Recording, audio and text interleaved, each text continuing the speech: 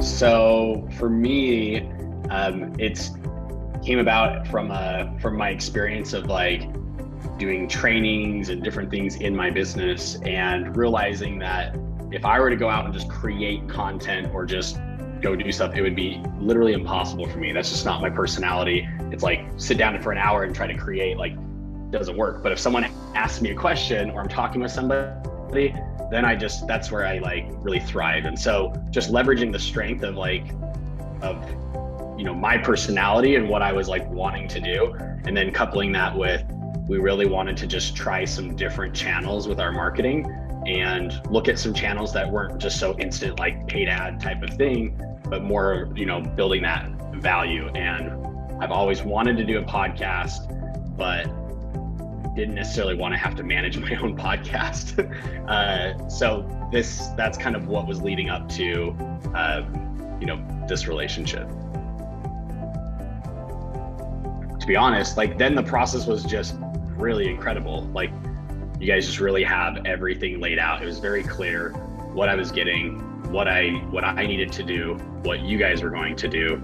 And it made the process just so easy to make a really easy decision that this is what we should be doing. Every step of the way from the moment that I, said, yes, let's do this, to processing, credit card and getting everything going. And then the first emails that came out, it was just, everything was super clear. It was awesome to sit down and just kind of talk through my business, all of the assets that you guys sent over, and putting that all on paper. I had somebody yesterday who was like, hey, we'd love for you to do a webinar. Like, let's partner on this webinar thing. What are some of the topics that you could cover, and tell me a little bit more? Can you send over a bio? And I'm like, there's my one page bio, right? Like, here you go. So all of those assets have been extremely helpful, even outside of the actual podcast.